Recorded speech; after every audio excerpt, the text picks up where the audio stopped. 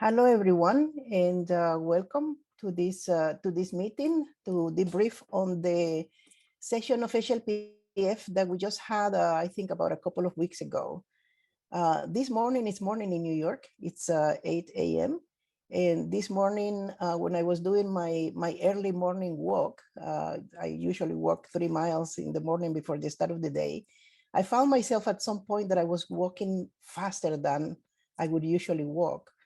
And all of a sudden it hit me that I was so much looking forward to this event, this meeting at 8 a.m.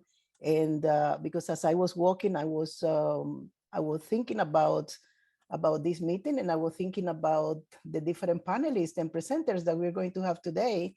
And I really got excited. John and I have been excited about preparing this.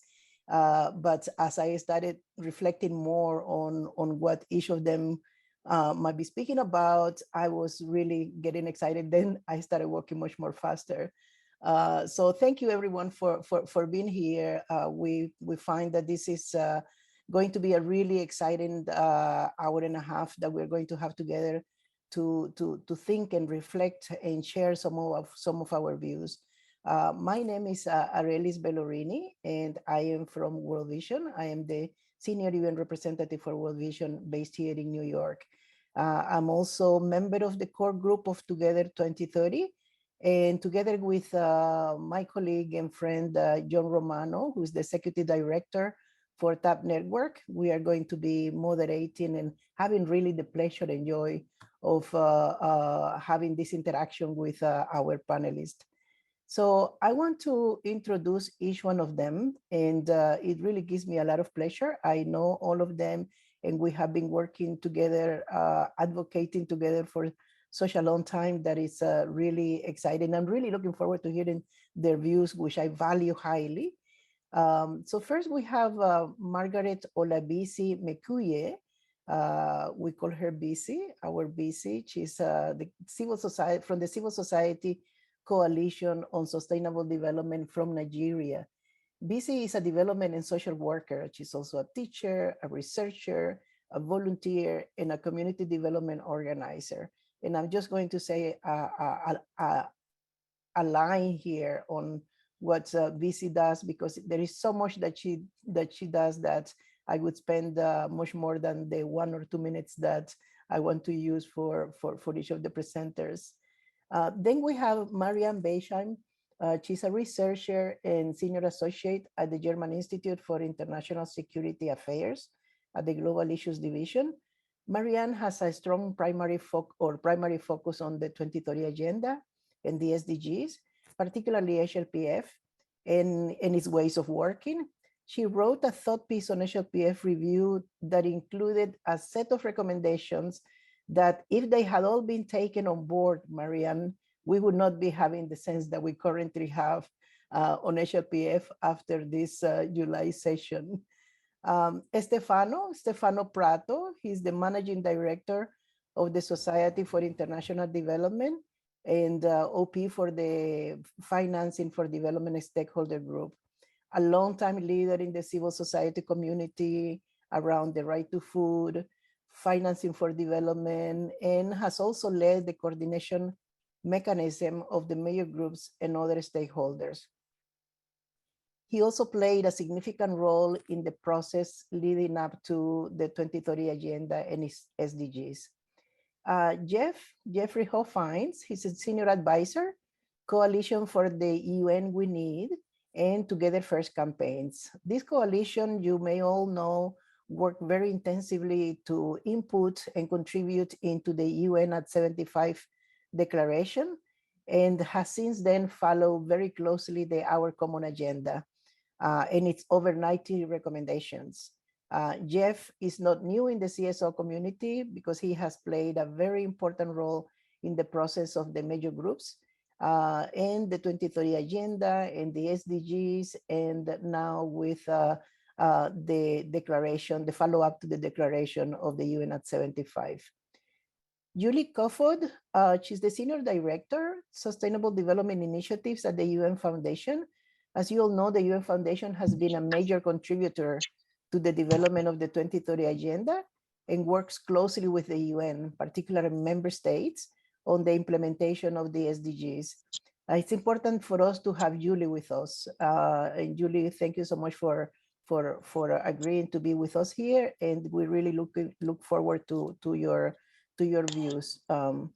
My friend and colleague and partner in crime in the Together 2030 initiative, Javier Suraski. He's the coordinator of governance for development research area at CEPEI. He's a senior researcher primarily oriented to development studies, particularly in the fields of South-South cooperation and the 2030 agenda implementation and the follow-up processes. So really glad that you are all here. And without much ado, let me just start calling on my colleague BC from the TAC Network and the Civil Society Coalition in Nigeria. Over to you, BC. Can you unmute? Good morning, everybody. Can you hear me? Yes, now we can hear you. Thank you. Yes, it's good to be back home. Thank you so very much. We all know that the theme for the 2022 HLPF was building back better from the coronavirus while advancing the full implementation of the SDGs. For me, the 2022 HLPF, which was the first in-person meeting in about 3 years, assessed the impact of COVID-19 and the various conflicts and crises that is ravaging our world. It was a wonderful about 14 days engagement and experience sharing in the US. I will categorically say that my participation in the HLPF has actually been impactful. The activities provided various recommendations on modalities for advancement so that no one is left behind. The goals reviewed, we know, were the 4, 5, 14, 15, and 17 on partnership. There was a stock taking of the impact of COVID-19 and the various engagements and groundwork on 2023 SDG summits and its midterm reviews. With support from TAP Network, I arrived in New York on Monday. The opening was on Tuesday 5th. On Thursday, 7th July, on behalf of my organization that Aleris already mentioned, Civil Society Coalition on Sustainable Development, and with support from TAP Network, I represented 2030, Together 2030 in the major groups and other stakeholders. I participated at the fire chat on the theme working towards the 2023 SDG Summit. We preferred solutions and recommendations towards the preparation for the midterm review of the SDGs and the September 2023 SDG Summit. Our organization in our presentation demanded that the 2023 summit must be a commitment summit. And we also emphasized the importance of government to come to the summit next year with concrete and ambitious commitments towards the progress of the SDG. In all, there were 44 countries thereabouts who presented their VNRs, and they provided opportunities for experience sharing in the way of successes, challenges, and lessons learned. On the last day of the summit, there was an adoption of 142-page ministerial declaration that talked about many ways to sustainable development. Some countries supported the sexual and reproductive health of women and girls. Some talked about migration and all others. In all, we are hoping that the declaration will further guide the implementation of the SDGs. While in New York, I also attended some CSO meetings. The one that was a joint meeting of CSOs to share key priorities and to discuss joint campaign work in preparation for September 2023 2022 and 2023 summits. Many of my colleagues were there at the Scandinavian House. And also I participated in the 2022 Voices of SDG 16, which was a virtual meeting that featured many civil society organizations. They showcased their work by video and voices and stories and around the world. There were also other meetings that I attended, but I want to expatiate on the sessions that I attended on working towards the 2023 SDG Summit. That session was moderated by Nickel Sith, the Executive Director of UNITA. They moderated the sessions and we focused on processes, outcomes, and other conferences. In her submission, Makara Kano, who is the Principal Secretary of the Ministry of Foreign Affairs in Kenya, it suggested that the 2023 summit should be an easy to understand summit, and it also highlighted on climate change and peace and security. Our elder statesman, as we used to say in Nigeria, David Donoho, who is a distinguished fellow of ODI, he talked on 2015. He cast his mind back on 2015 and hoped that the ministerial declaration will focus on leaving no one behind. He talked on political will, and he hoped that the ministerial declaration will strengthen the role of civil society. For JUTA, the European Commissioner for International Partnerships said that the European Union will present their VNR next year, and she also called on political will. For the head of UN Office for Disaster Risk Reduction, advocated for connecting the summit to the midterm review of the Sendai framework. We also had Paula Caballero of the Nature Conservancy. She called for a disruptive summit and advocated for one encompassing summit next year. She also suggested engaging the global stocktake process under the Paris Agreement. I want to say that ASA, who is a member of Independent Group of Scientists, 2023 Global Sustainable Development Report, called for a renewed science policy pact to accelerate the SDGs. My sister from Kenya in Africa, from the Hunger Project in East Africa, requested for a regional meeting and inclusive participation and funding for grassroots implementation. My very self from CSD, I requested for a commitment summit that, with support from all sectors, both the private sector, public sector, academia, that we should engage with civil society prior to the summit in order to have a robust summit. In all, we all emphasize that the summit should take carbon inequality into cognizance. We also called for a better existence of people at the grassroots, because they are the people that we do not want to leave behind. And peace and security, that is a challenge all over the world, should also be in the front burner. We touched on climate change. We said that the youth group should be involved in order to achieve SDGs. In conclusion, my takeaway from the summit as a way forward, especially as my country is presenting our VNRs next year. We did the first one in 2017, the second one in 2020 or thereabouts, and for next year, we want to see that Nigeria implements all the recommendations that we mentioned towards the 2023 summit. We want to see that Nigeria engenders a clear action plan, which is simple, which is scalable and doable. Those are the solutions that we're looking for. We also want Nigeria to shape up flexibility so that the next crisis, we don't know when it's going to come, does not destabilize the 2030 agenda that we have achieved. We want all stakeholders to be engaged. both at the grassroots, the academia, people with disability, women, and group youths.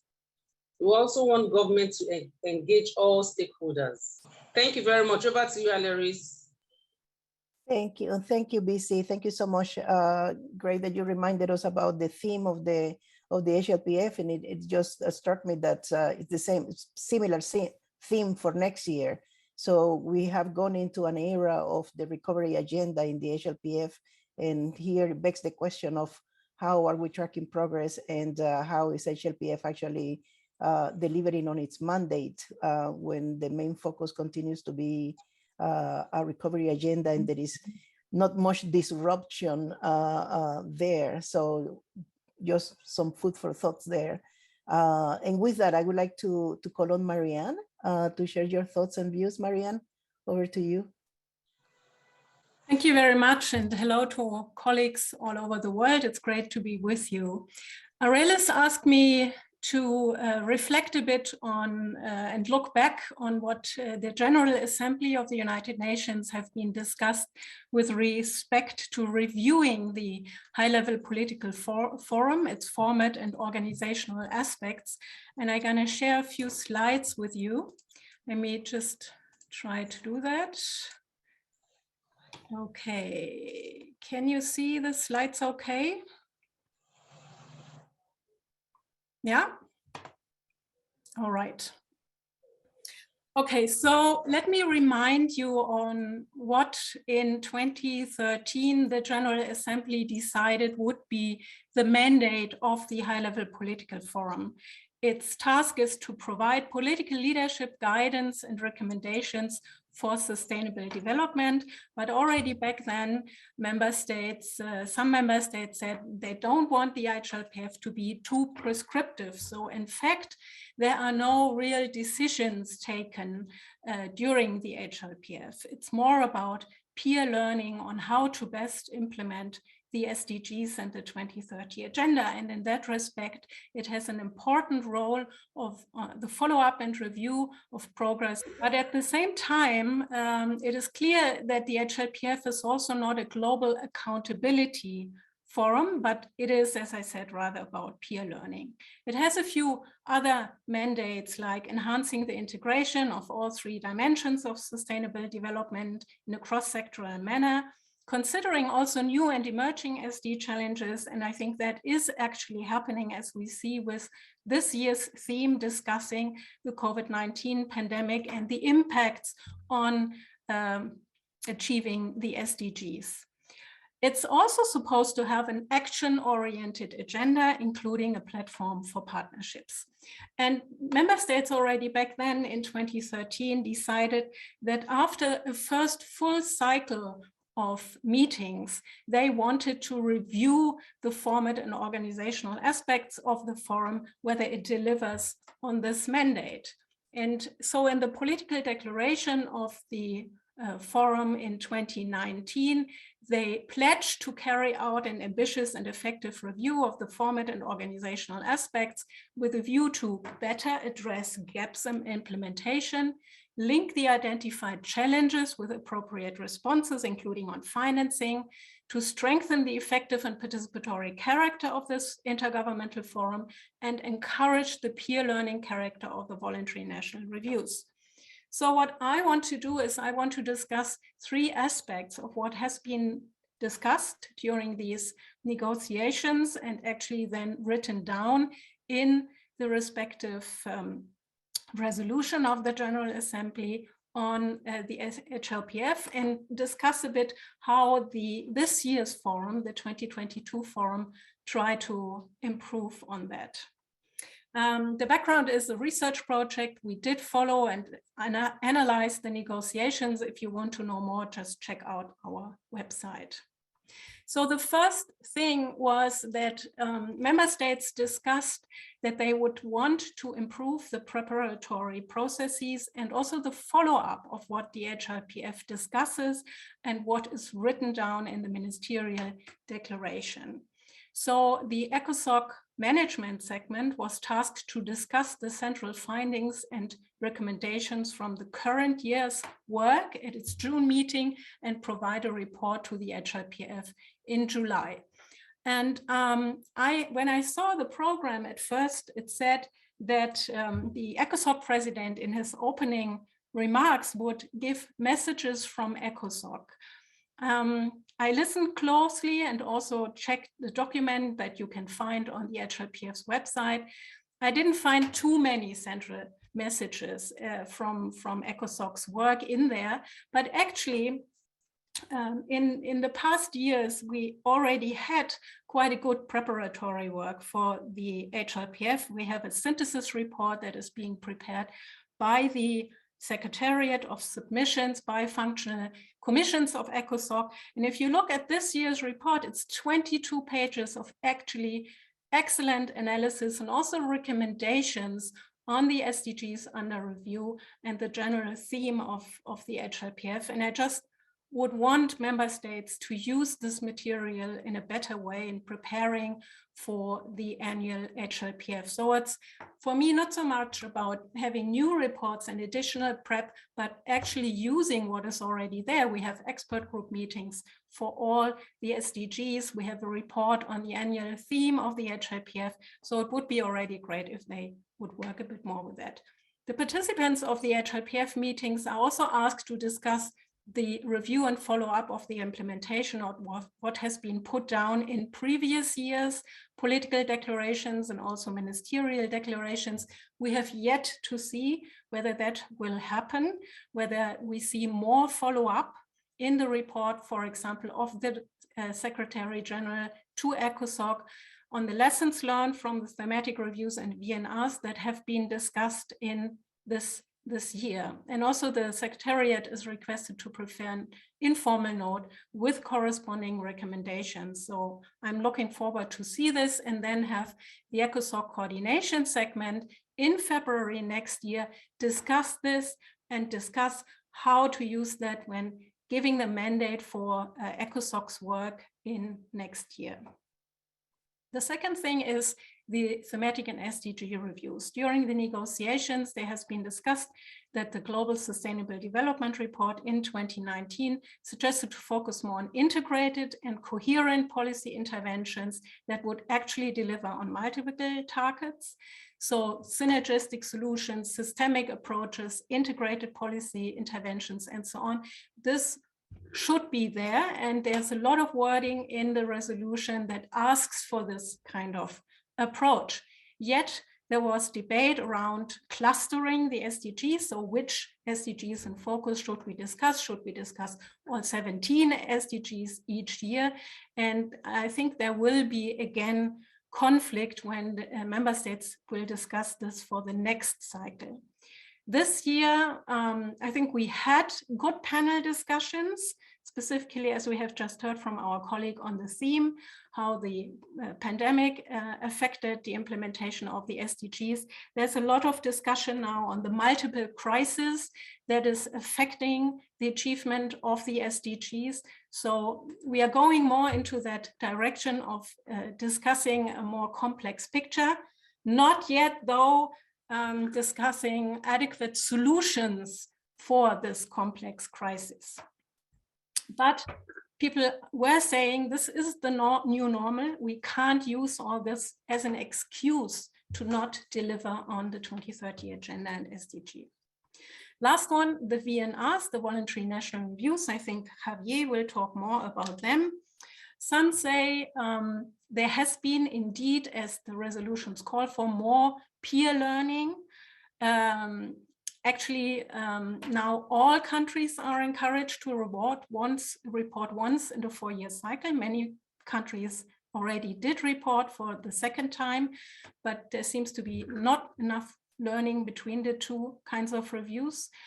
For example, the resolution asks member states to assess the impact of measures taken since the last review and to really use evidence, science, evaluations, and a good databases for that.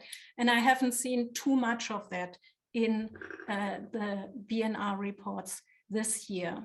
So this forward-looking accelerated action that really delivers, not yet really there.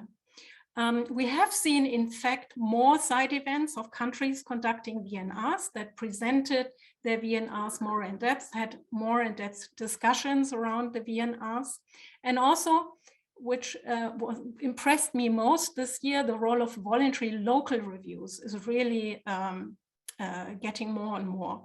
They have been recognized in the resolution, and we have more and more cities and local governments that want to come to the HLPF, that understand that there is an additional value for them to present at the HLPF, to use this agenda for their local level planning. And I think that's a very good sign. UNDS support is supposed to be helpful as of in following up the VNRs. We have yet to see whether this will happen better. And same thing with the SDG moment. I'm looking forward to see an SDG moment in September that is really highlighting inspiring action on the goals as the resolution calls for. Looking ahead, last but not least, I think, yes, the HLPF is widely appreciated as a venue where member states can discuss and share their insights.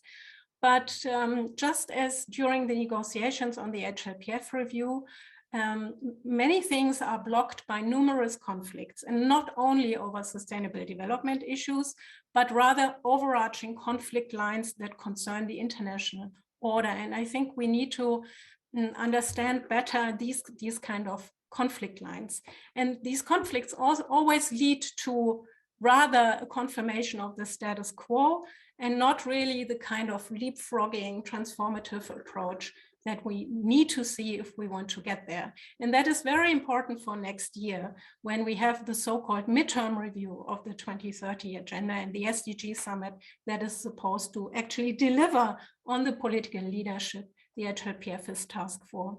We have, in the report that I published, analyzed these various conflict lines. Let me just name a few: reservations over sovereignty, the old debate around development versus environment, around human rights, participation of non-state actors, values, specifically gender and family issues, geopolitical conflicts, resources, any kind of budgetary implications or financing. They continue to block effective global sustainable development governance, and will also be a problem for the 2023 summit. And I look forward to discussing this with the other colleagues. Thank you very much.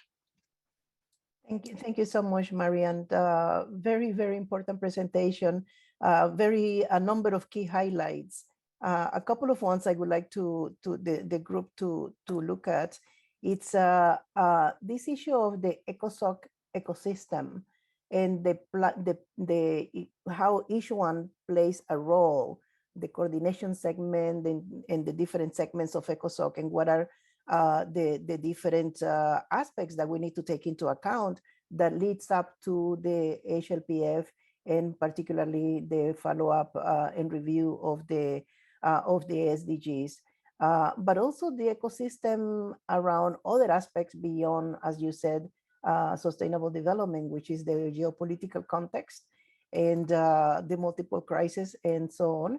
And that is a very good segue to call on Stefano, who usually has a great inputs on this issue of the architecture and the systems, and basically root causes that I always really I'm very enthused to hear about. So Stefano, over to you. And Marianne, can you please post the website link that you were referring to for your reports? Thanks, in the chat. Over to you, Stefano.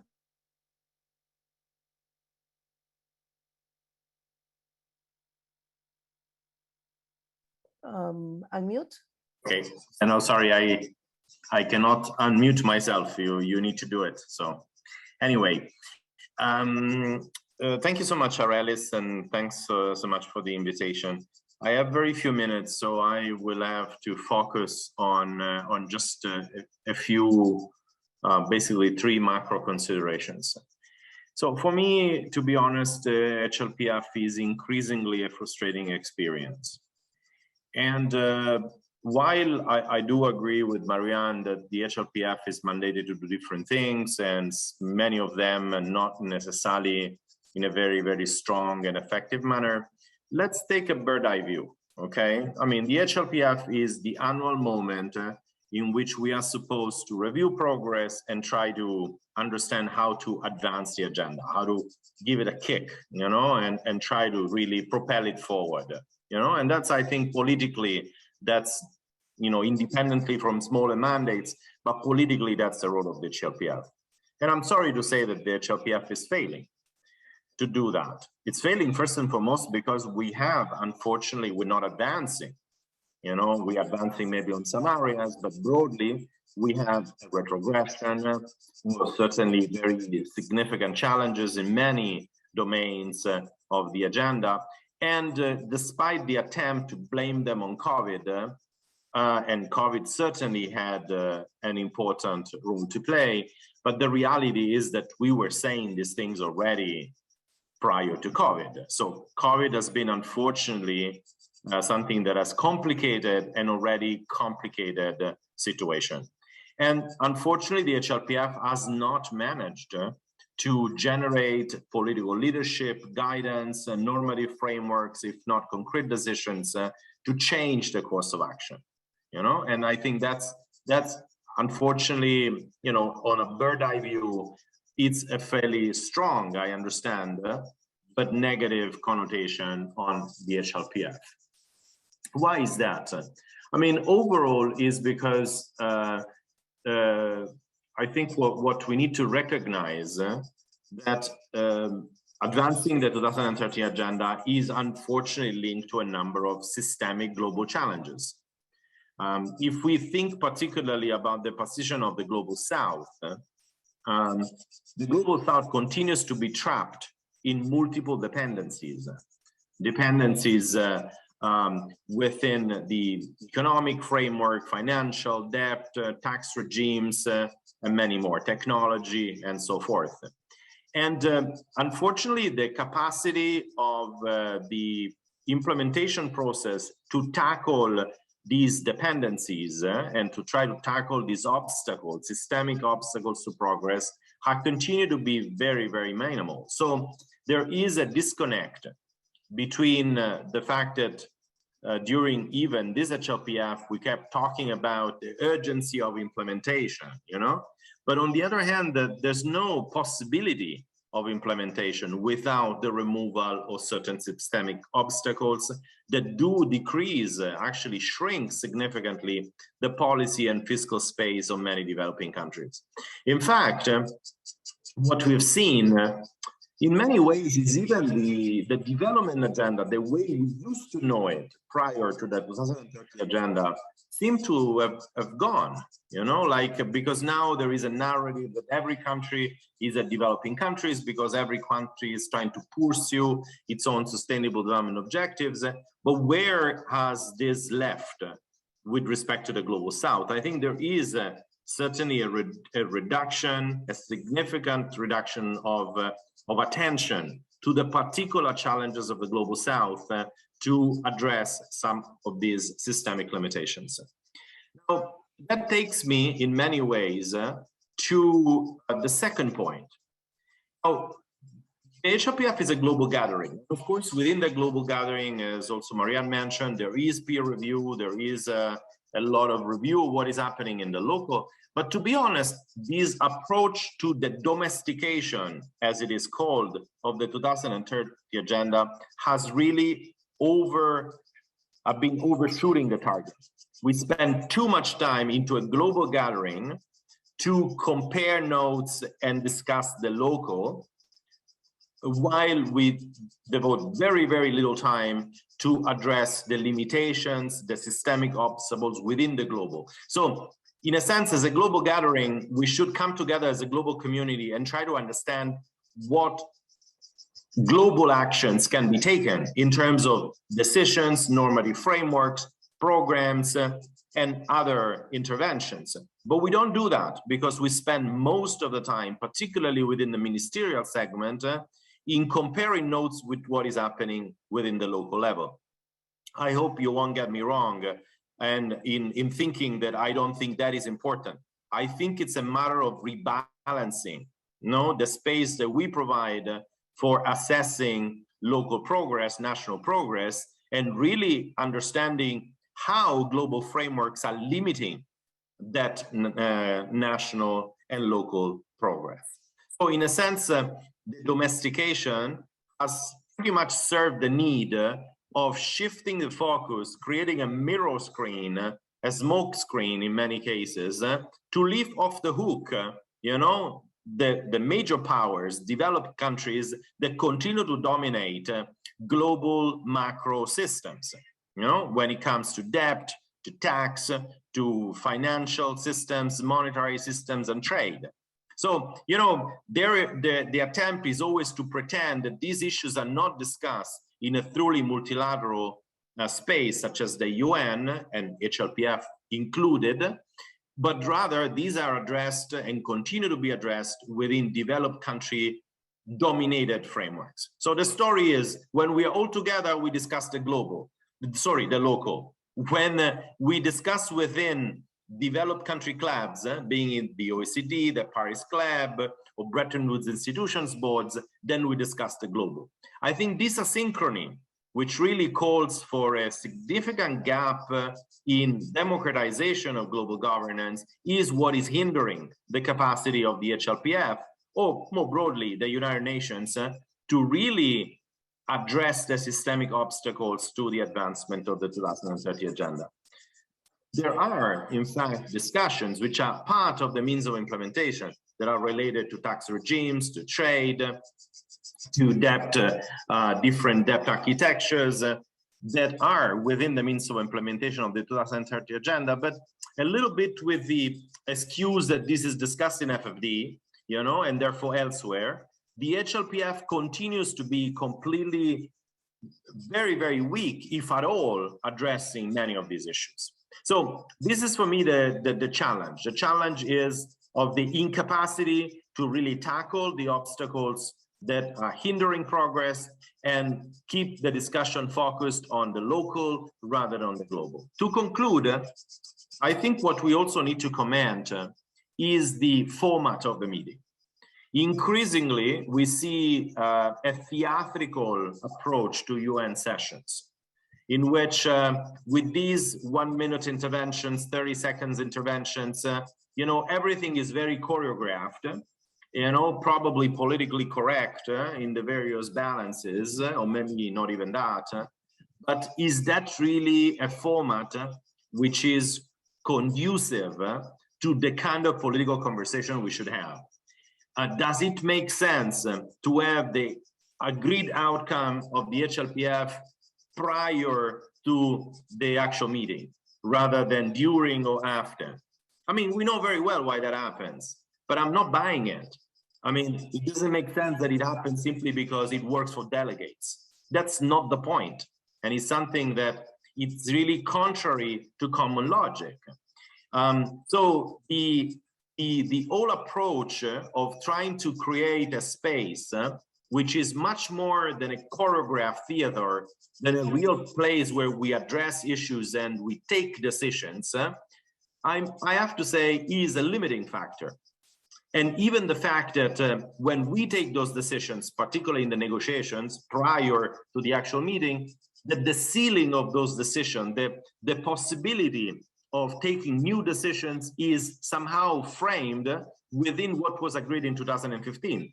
Now, it's good that the HLPF focuses on recovery, but if the only thing that we can agree upon are the issues that we've agreed upon in 2015, when the crisis wasn't here, then we're wasting our time. If we cannot go beyond it, if we cannot realize that the circumstances have changed dramatically, considering that we are entering probably a stagflation period, a combination of reduced growth, if not actually recession, combined with high interest rates, this poses an enormous challenge to what is happening ahead of us. Now, if we can limit ourselves purely to what we've agreed 5 years ago, 7 years ago, then I'm afraid we're already building in irrelevance by design. So I conclude, Aurelis, because I know I'm probably speaking too much, but I hope the overall message has come across. The fact that we need very significant changes in the focus, in the format, and in the process for HLPF, and hopefully this can be useful in our own advocacy as civil society in leading to the SDG Summit next year. Thank you so much. Thank you so much, Stefano. That was a great contribution to this conversation. I'm sure that in the next segment we can discuss much more of some of the points that you mentioned. But indeed, I think a major aspect to highlight is the fact that we do need a continuous transformative agenda, and particularly in today's time where we are very far from where we were when the 2030 agenda was adopted, and the mandate that was given to the HLPF, we have to question ourselves whether that is the mandate that a body that is supposed to be tracking progress is the type of mandate that it should have, among the many things that we need to be asking and begging the question. And let me go to Jeffrey Hoffines. Thank you so much for joining us today, Jeff, and really looking forward to hearing another piece of the conversation that really needs to be interlinked with the Everything 2030 agenda and the SDGs, and particularly the solutions and the implementations of it. So over to you, Jeff. Well, thank you so much, Arlis, for this opportunity. And you've asked us to take a look at some of the next steps leading to 2023. And as you asked, I'm going to focus on the Secretary General's Our Common Agenda report, which presented world leaders with some 90 recommendations to strengthen and renew the United Nations system. And so after a consensus resolution regarding the report, member states participated in a 5-part series of multi-stakeholder consultations on its findings and recommendations convened by the PGA in February and early March with the support of the UN Secretariat. And the consultations lent support for the proposed September 2023 Summit of the Future in New York, which is expected to result in world leaders endorsing a far-reaching pact for the future and related global frameworks, including a declaration on future generations, a new agenda for peace, and a global digital compact. The summit has the potential to consider system-wide reforms in ways not seen since UN 60 in 2005, when the Human Rights Commission was upgraded, the responsibility to protect norm adopted, and the peace-building architecture introduced. The OCEA report has also proposed a Transforming Education Summit taking place on the 19th of September and a World Social Summit in 2025. So with a focus on the future, the renewal of the social contract, urgent action to protect and deliver global public goods, and an upgraded UN, the SG has identified 3 key objectives for the OCA. First, it calls for a new global deal to ensure power, wealth, and opportunities are shared more broadly so countries can invest in their people. Developing countries need to invest, but are currently blocked by a global financial system designed by the rich and powerful to benefit the rich and powerful. Second, it's a booster shot for achieving the SDGs. And with a global financial system that is failing the global South, the growing divergence between developed and developing countries is becoming systemic, as Stefano has outlined. And the OCA offers a way to address this crisis head on, and as the SG puts it, turbocharge the implementation of the 2030 agenda. And third, the OCA accelerates work on gender equality and inclusion of young people. So last March, the SG announced the appointment of a high-level board on effective multilateralism led by Ellen Johnson Sirleaf of Liberia and Stefan Löfven of Sweden, which will be tasked with developing an independent report in support of the proposed Summit of the Future to be finalized by January of 2023. A public online consultation has been launched, which will run through the 12th of August, and written contributions may be submitted through a dedicated online portal, and I'll place that in the chat box after my remarks. Meanwhile, PGA Abdullah Shahid has appointed 3 sets of co-facilitators. Guyana and Egypt have been appointed to establish a UN Youth Office. The Netherlands and Fiji have been appointed to negotiate a declaration on future generations, beginning with an elements paper to be completed by September, with member states and other stakeholders invited to provide written inputs by the 10th of August. And Oman and New Zealand have been appointed to negotiate a modalities resolution for the Summit of the Future, with the first informal consultation taking place virtually tomorrow. So in terms of next steps, C4UN has developed a work plan from September 2022 to September 2023, designed to maximize civil society advocacy and programmatic contributions for a successful Summit of the Future in a strengthened multilateral system. So beginning in September of this year, along with GCAP and other CSO partners, we will be co-organizing the Global People's Assembly during UNGA High Level Week, where we as C4UN have proposed to organize a session to begin identifying and developing the synergies and interlinkages between the SDG Summit and the Summit of the Future, which we envision to be back-to-back summits in September of 2023. So building on the regional consultations undertaken in 2021 that discussed priority issues in each of the 5 regions globally, a series of follow-up meetings beginning this fall will bring together regional civil society partners to really focus on key clusters of OCA recommendations to bring critical and diverse civil society perspectives into the preparations of the 2023 summit as the modalities resolution is negotiated, as well as feed into a proposed, what we're calling a Global Futures Forum sometime in spring of 2023 that will feature civil society perspectives on the Summit of the Future.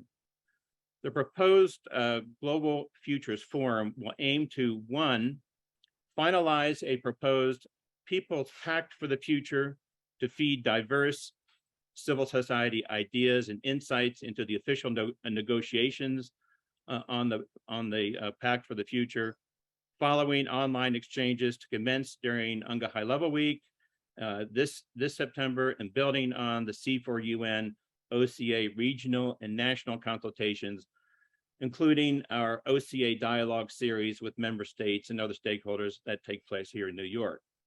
2, feed diverse intergenerational perspectives into the Summit of the Future, consultative processes and negotiations, including through a proposed youth engagement track parallel to the proposed Global Futures Forum.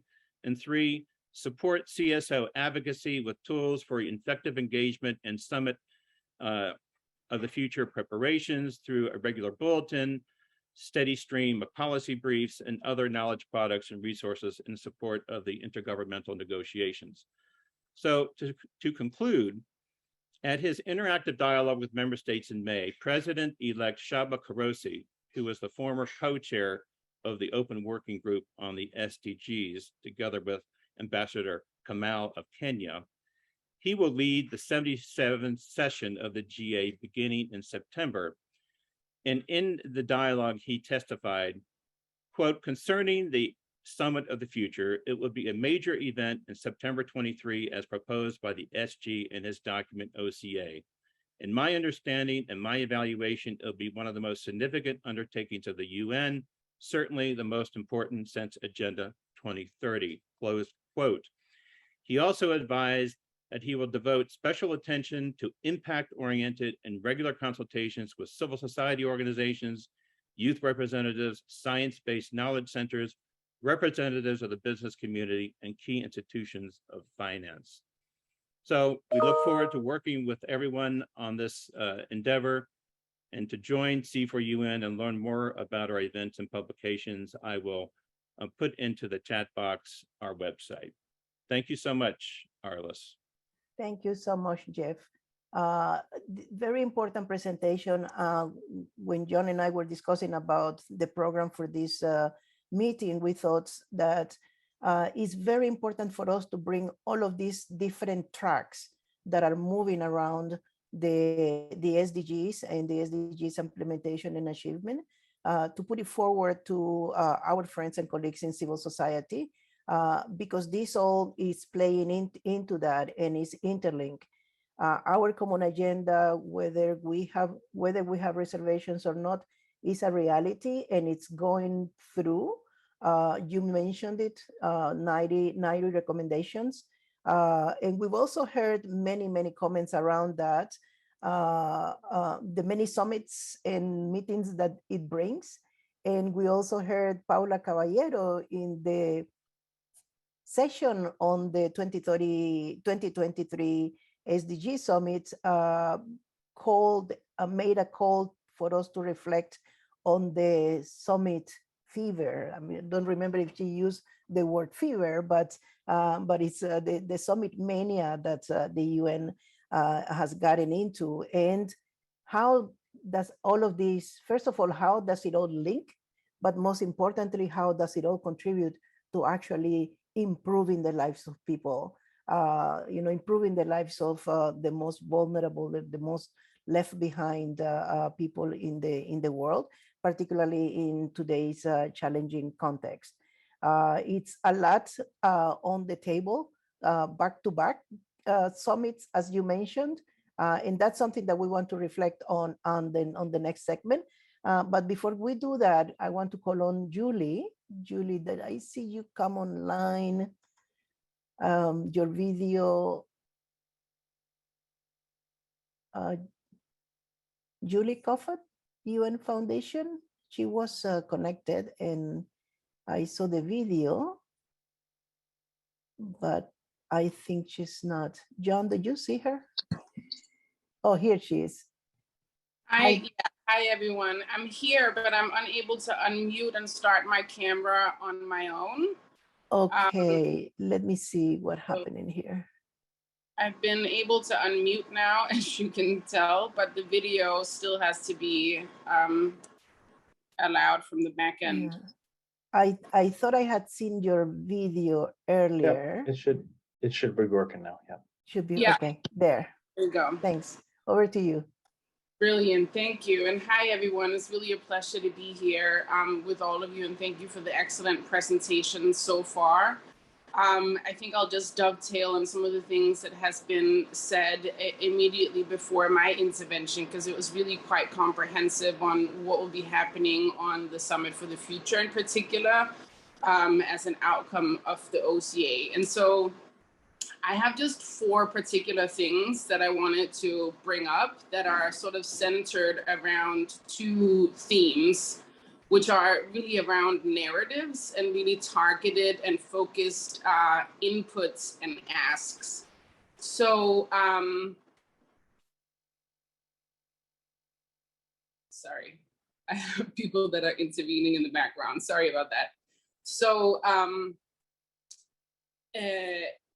the first thing is around what will be happening at UNGA next year. So Summit for the Future is just one. We've already discussed the SDG Summit as well, but there are a few other convenings that will be happening during UNGA in 2023, including the GA high-level meeting on financing for development. The SG has proposed a 1.5-degree summit as well, and there's a high-level GA meeting on universal health coverage. So those are 5 large gatherings that are supposed to be cramped together within 1 week. Quite likely, a lot of them will be overlapping in time.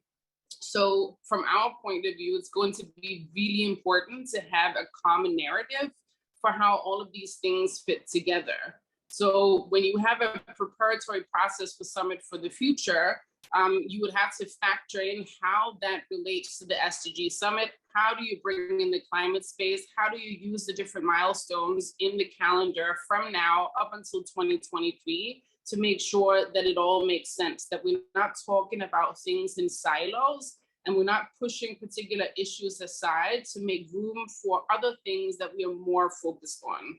So that's one narrative. The other narrative that's really important is around civil society participation.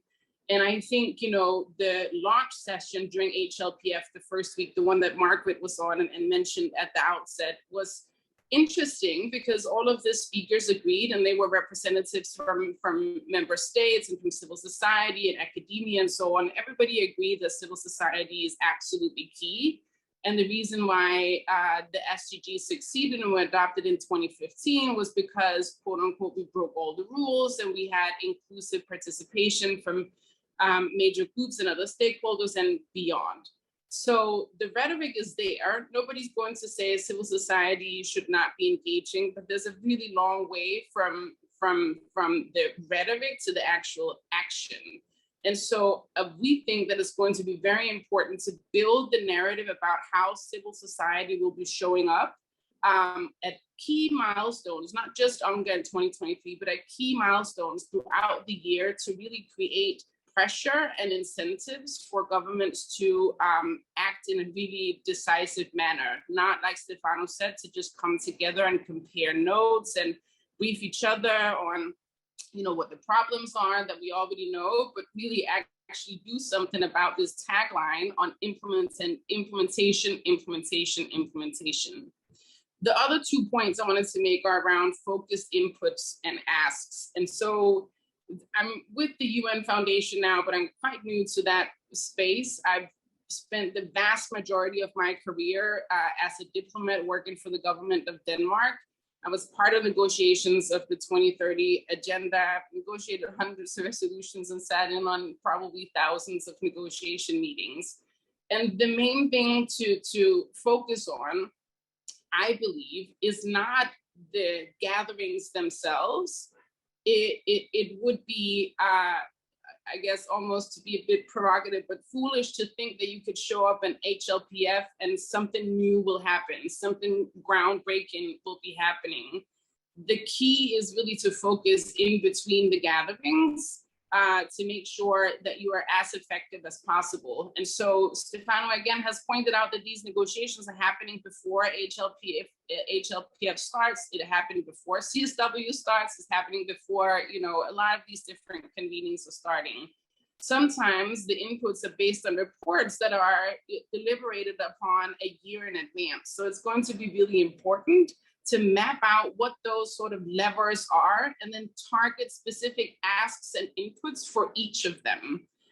That's for the international arena. And then the last point, and I'll finish, is that you would have to have a similar sort of mechanism for the national and regional processes to identify which of the levers that we want to use and then have very focused specific inputs and asks of those particular processes.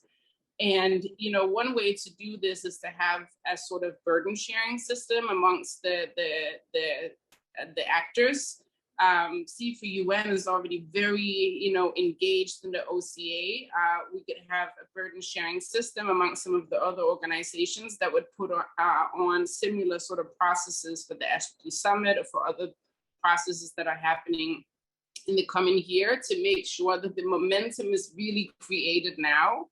To have an outcome that makes sense and is meaningful and does focus indeed on implementation and impact in 2023. Thank you. Thank you. Thank you so much, Julie. And I'm mindful of the time right now, so I'm going to go straight to Javier Suraski. And after Javier, it's going to be back to you, John. So Javier, over to you.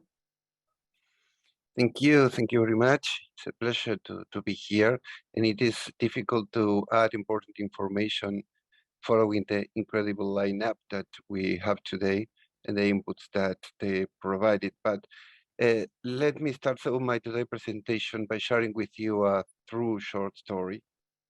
This is the story of a young man living in South American country, 15 years old, that had to take an important test at his school. He studied a lot, and the day before the test, he had the answer to any possible questions the teacher would ask. Public transport went on strike on the test day, and it was raining hard.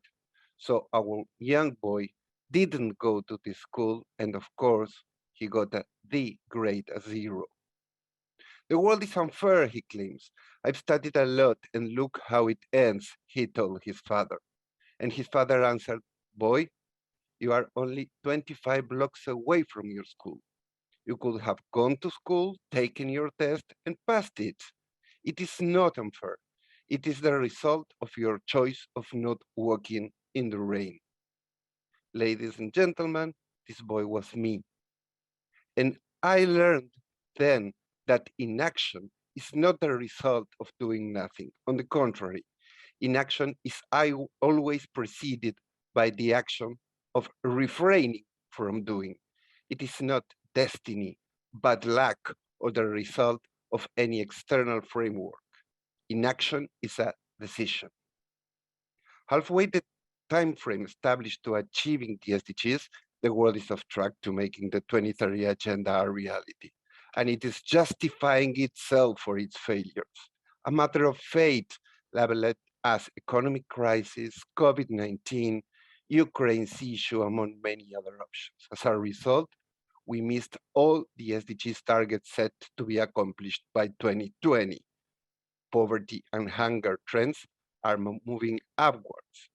The UN Office on Drugs and Crime reported that in 2020, a woman or girl was killed by someone in their family every 11 minutes.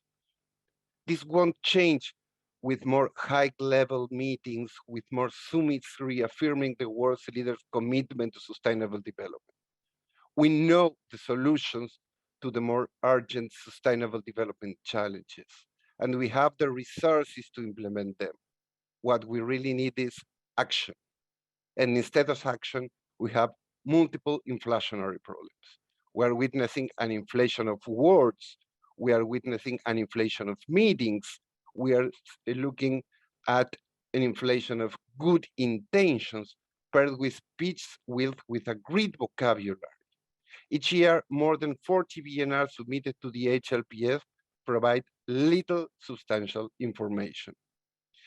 In that view, the 2023 summits are a fork in the road.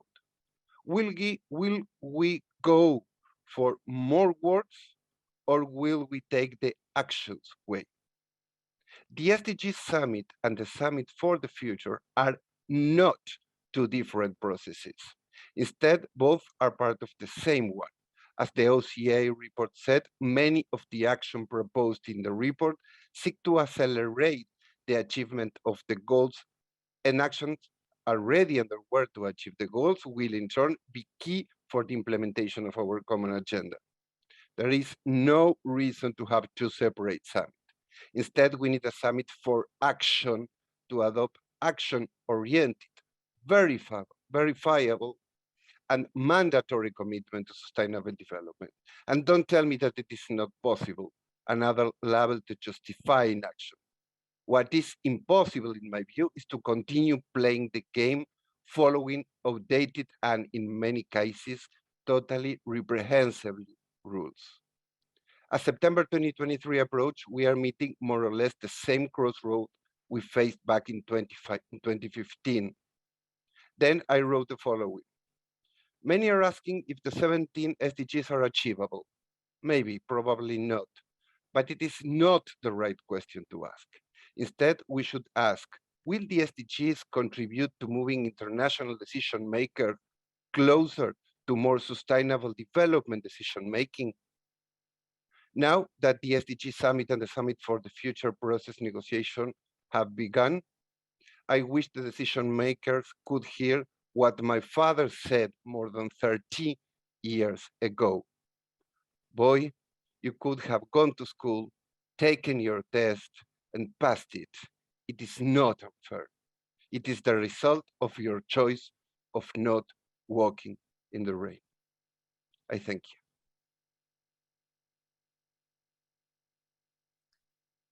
Thank you, Javier. Thank you so much for that. John, over to you. Great, thanks, Aralis, and thanks to all the brilliant speakers we had. Like Aralis mentioned, I was also very excited about this because all of our colleagues here, I mean, some of the foremost experts on HLPF and the 2023 engagements, the moments ahead of us, our common agenda, everything. So thanks to everyone for joining us. We now just have a little bit of time for a bit of an interactive discussion.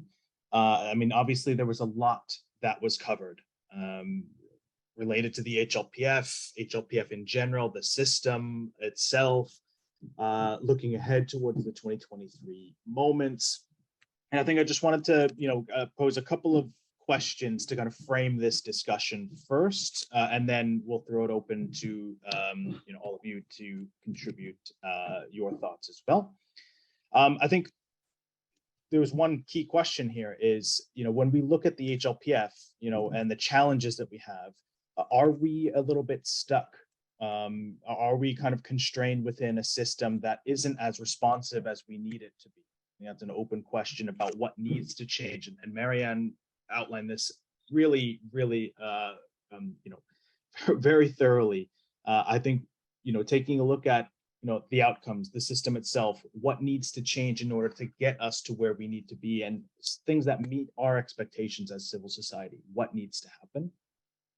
So that's just related to the HLPF, which is just one piece of this giant puzzle. But I think also looking at the SDGs summit, so looking ahead to 2023 and the moments that we have in front of us, taking a look at, I think it's also good to take a look back at the last summit in 2019. And what did that actually do for us, for colleagues that work on the SDGs, colleagues that work at the national and local level? Where did it get us? I mean, what real change did it catalyze for people? And I think we have to make sure, and it's been said before, how do we make sure that the summit, kind of an open question to all of you, how do we make sure that the summit isn't just a stock-taking opportunity?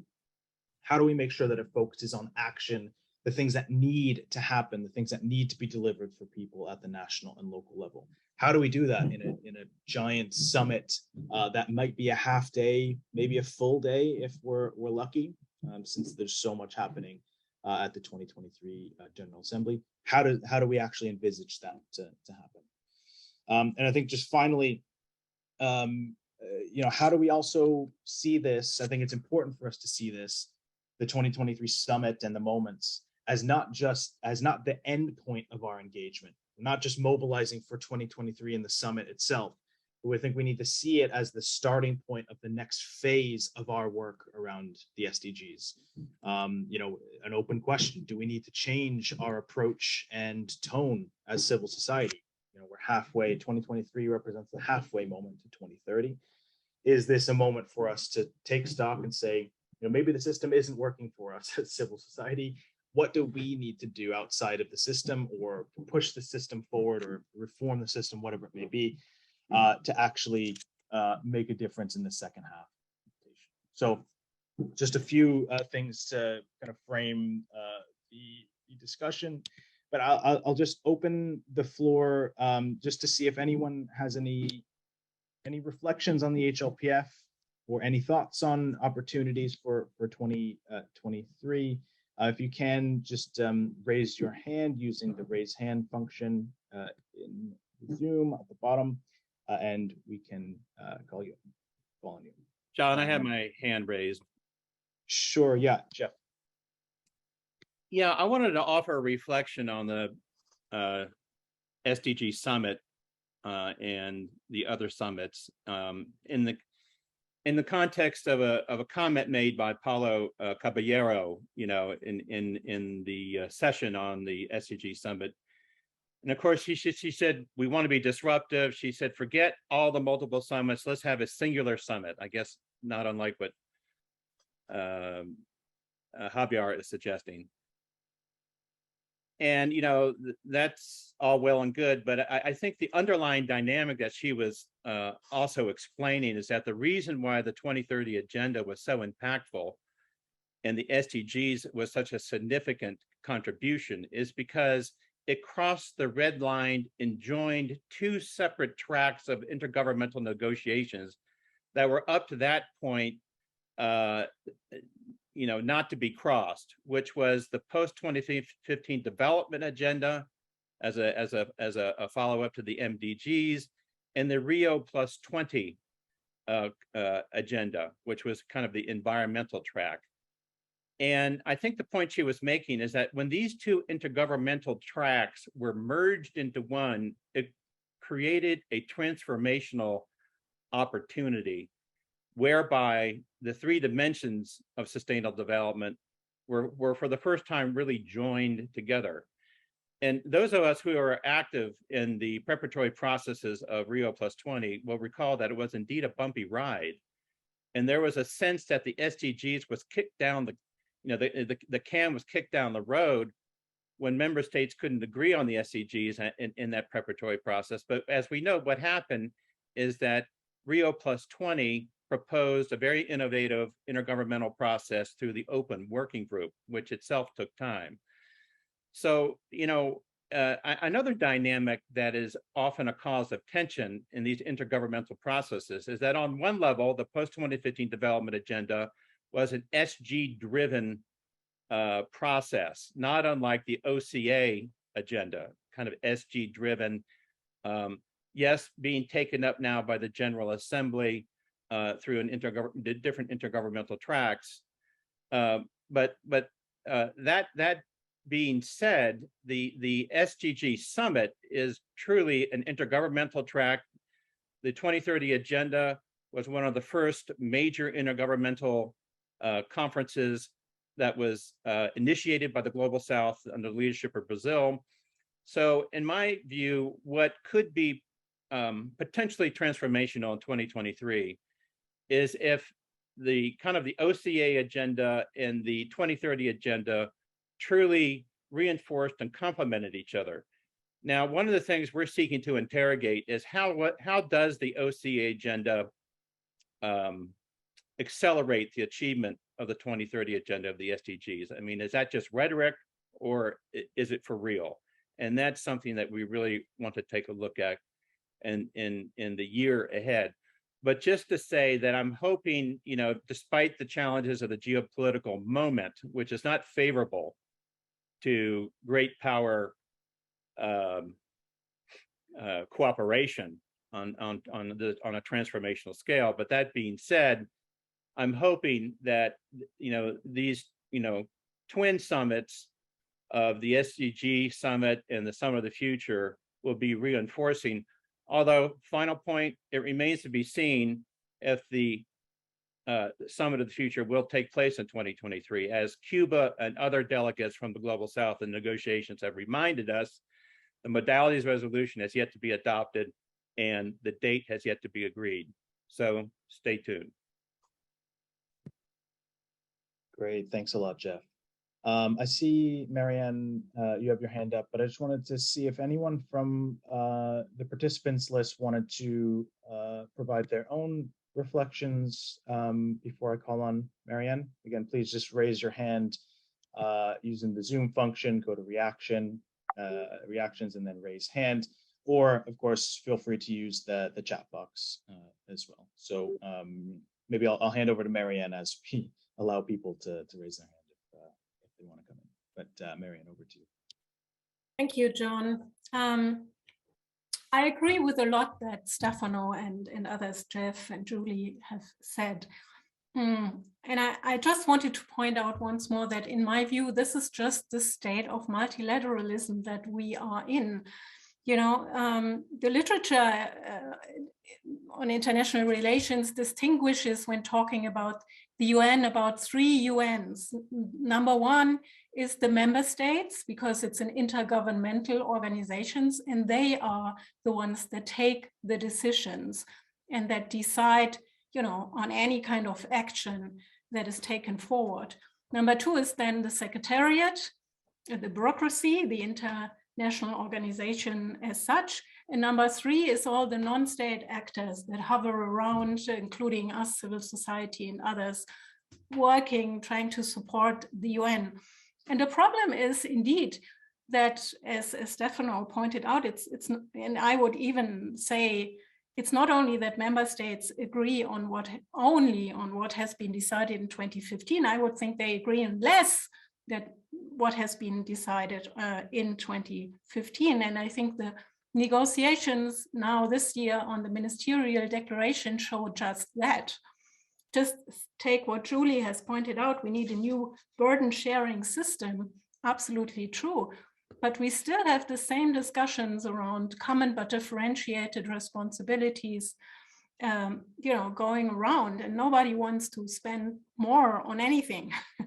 So the symmetry the UN's reliance on summits and voluntary action in a bottom-up fashion, you know, now focusing also on the local level, is just that, a weak effort in that context to mobilize action and to facilitate those that are willing to deliver, build coalitions of the willing to go forward, because this is actually what the second UN, the Secretariat and others can do. You know, they work as facilitators, and that is definitely second best, but I don't see, you know, that we will get more next year also in the SDG summit. What I would think is it would be huge progress if the PGA, the President of the General Assembly, this year and next year, would only allow countries or coalitions of countries to come and speak at this summit if they present new and convincing policy packages that are potentially transformational or disruptive, as you have said, and deliver on multiple goals and targets. So really carefully select and resist the pressure to again present the VNR that we, you know, that has happened a lot at the last summit, that countries again presented their VNR results, and that is not helpful. We really need to do more in terms of a midterm review and really looking ahead and focusing on this action. And as Jeff pointed out, the OCA Summit of the Future needs to be complementary and do the same for those coalitions of countries and others who are willing to reform the UN to get in better shape. Great, thanks, Marianne. And I think that's an important point too for the HLPF and the summit. I mean, you know, focusing on, you know, the HLPF not just being an opportunity for member states to, you know, showcase the good things that are happening in their country around the SDGs like they do now with the BNRs, but taking stock of where we are. I mean, we're at this stage now halfway there to 2030 where it can't just be taking stock. We need to figure out, okay, if there are challenges and gaps, what do we need to do concretely to address those? And that hits on the point that we made earlier and made a lot from civil society around the need for commitments. So not just doing the stock taking, but making concrete commitments on what governments are going to do to actually turn things around in the second half of implementation. So very relevant for HLPF, but also for the summit. How do we make sure that that summit almost marks a turning point for us or a catalyst for ensuring that that governments are coming to the table with really concrete and specific commitments. I see a number of hands now with only 8 minutes left, but I see Brian O'Toole had his hand first. Brian, if you can unmute yourself and just introduce yourself, please. Yes, thank you very much. My name is Brian O'Toole. I'm part of a civil society group in Ireland, and I've been listening with great interest to everything that's been said, and the presentations are absolutely marvelous from everybody. In particular, I was taken with Stefano and with Marianne, and what I noticed in particular was the whole notion of political will and how there seems to be a weakening HLPF, and it seems to be kind of in ever decreasing circles. It seems to be getting weaker and weaker. However, there is a political will, and we just have this idea in Ireland at the minute where we're trying to promote or trying to get involved. I heard David Donohue's name was mentioned a little bit earlier as one of the people who helped bring the Sustainable Development Goals across the line, along with the Kenyan ambassador as the final negotiating partnership. In Ireland next year, we're hoping to create an SDG moment that we can bring to the UN. Ireland are presenting their VNO for the second time next year and are preparing well with civil society involvement at this stage. Also, Ireland are being charged with the development and the presentation of the EUVR, which is the SDG implementation for the European Union, and we have a role in that. We're also hoping to get Mary Robinson involved, David Donohue involved, and Geraldine Nason-Byrne involved. And the whole idea of trying to mobilize a team who are well recognized across the world is to create a new political will or political momentum, or to perhaps even looking at really negotiating some aspects of the HLPF, which seem to have become weaker. And this is what David Donohue has been pushing for, but it's coming at a particular time, which is the SDG Summit in 2023 and at the halfway point and after COVID. So there's a there is a whole new momentum, and we just feel that Ireland is a small nation that has had the ability sometimes to punch a little bit above its weight. And if we can push it a little bit further, we can actually make this happen. But it's about using those who have a respected voice beforehand. So I just said I'll bring that to the table now, and hopefully we can bring it to fruition in the HLPF 2023 and the SDG Summit 2023. And we noticed too that a lot of the negotiation takes part in the spaces that happen between and before the major meetings. So thank you very much indeed for that moment, and thanks for fantastic contributions. Thanks. Great, thanks a lot, Brian. And actually, this is a really great point too, thinking a little bit about, VNRs and showcasing the really great examples of, good VNRs, positive, commitment making. How do we make sure that the VNRs become more of a race to the top almost? If we have governments that are being ambitious with their VNRs, really coming with commitments, how do we showcase that as an example for other member states to aspire to, instead of what we currently have? So thanks for that example, Brian. I see Javier, do you want to come in really briefly, because we're running a little bit short on time? So over to you. Yes, but maybe it would be interesting to hear first Rochelle, that was not part of the panel, so I will take the floor if we have time. Okay, great. Yeah, Rochelle, can you unmute yourself and please? Sure. Good morning, John. Good morning, colleagues. I just kind of wanted to be just a little rainbow in the discussions, but just wanted to mention that the Bahamas, we just signed our UN multi-stakeholder agreement. So I think that's really positive in terms of seeing the implementation of the SDGs.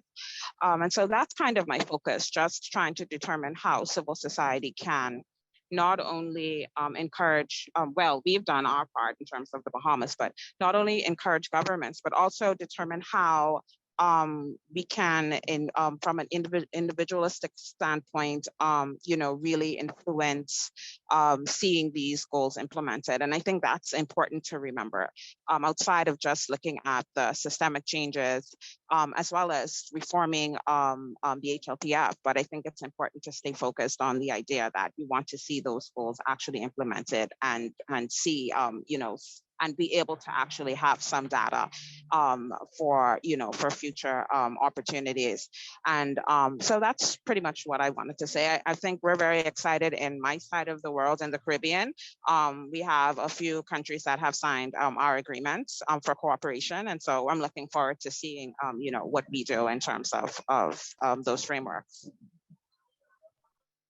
Great, thanks a lot, Rochelle. And actually, you make a really great point too about the civil society commitment side of things. I mean, when it comes to advocacy, I think one thing that we've been pushing for in our approach, at least, especially in the lead up to the summit, is really sending the message to governments that civil society is committed. We are doing our part and showcasing the really, the great stories of colleagues that are doing great things to advance the SDGs in their own context, and send the message to member states at the summit to say, civil society is doing our part. It's time for you to step up and do your part, basically, to really encourage them to do better. So it's a really great thing. I think we also need to do a little bit more of in the lead up to the summit, is doing a little bit more storytelling of voices from local and national CSOs, and bring those voices to the summit and really showcase the role that civil society is playing. Okay, over to you, Javier, and then we'll end with some insights from Julie. Okay, I will be very, very brief because we are running out of time. Just two suggestions. The first one is related with PNRs. I have been working with PNRs since the very beginning of the process. And my suggestion is to those who are working or approaching to the PNRs, please be aware PNR process is poisoned, and it's poisoned in two different ways. Why? The first, because of the constraints imposed by the HLPF itself, its methods of work. And the second, because of the high influence that fairy tales seems to be produced on PNR pen holders. So be aware of that. And the second, it's related to what we have been discussing on systemic issues, non-systemic issues, with what is our place as citizens and as institutions to change things, and if it is possible. And I deeply recommend you to take an approach to the feminist theory, particularly on the issue of power and the different kinds of power, because I think that we have a very interesting opportunity to innovate and to find new pathways if we really can understand how the power is not only distributed, but also executed, and what is our part in the power struggle. So I deeply recommend you to read about power in the feminist theories. Great, thanks, Javier. And Julie, over to you.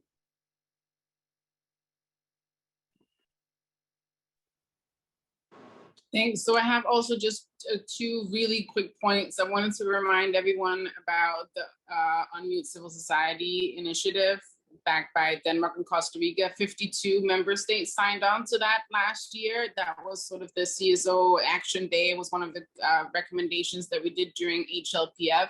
So there is many member states that you can get formal backing from in these proceedings. And sort of piggybacking off of that point is that I tend to be largely optimistic, and there is a lot of willingness, like Brian said as well. There's a lot of willingness right now. There's the political will, not just amongst the member states, but also in the UN system.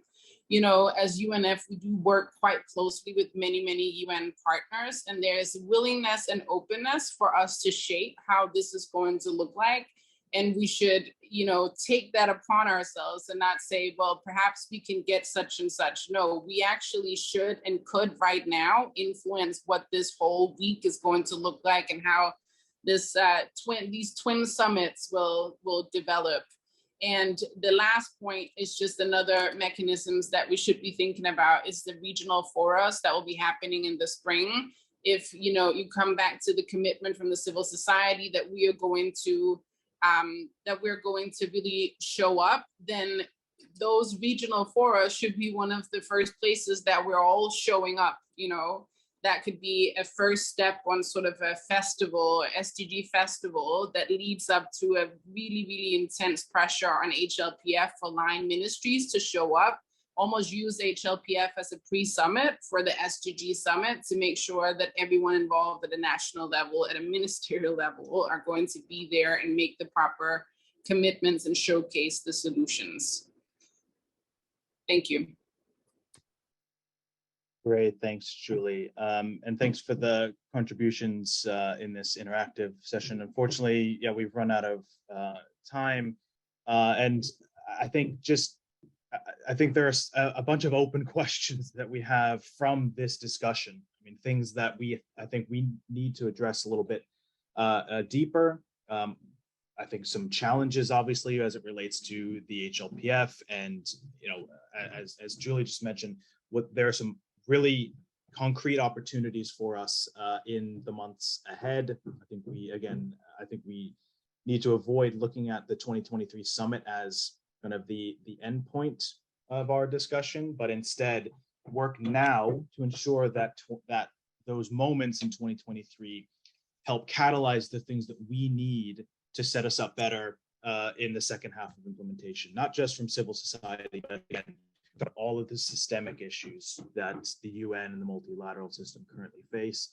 I think there's a lot ahead of us, and surely more of these conversations to come. So with that, I just want to end just by quickly mentioning just a very brief conversation that it was had around HLPF this year, namely around civil society mobilizing for those 2023 moments. A bunch of civil society network colleagues came together at HLPF this past few weeks ago to really start the game plan on what our approach is, not just engaging in the UN, the negotiation, things like that, you know, the really nerdy stuff that we all love and engage with, but how do we engage colleagues at the national and local level? How do we ensure that the summit maintains relevance for those colleagues at the local level, ensure that it's responsive, to ensure that it catalyzes the action that we really need. So there's a lot more to come from the civil society networks side of things as well, and surely more conversations like this that need to be had. I think we kind of opened up a bunch of different challenges and issues that I think warrant a deeper dive on this front as well. So with that, I just want to thank all of you for joining us. I know that a lot is happening now, and we're all still kind of unwinding from HLPF still, I think. So thanks again for joining us. We will be in touch with notes and recording and things like that, but also look forward to more conversations like this in the future. Hopefully a little bit more opportunity for us to have some discussions around some of these really key issues that we have here. So thanks again, everyone. Thanks to the panelists. Thanks to our co-hosts and Together 2030, and very much looking forward to continuing this conversation in the months ahead. Thanks, everyone. Thanks, everyone.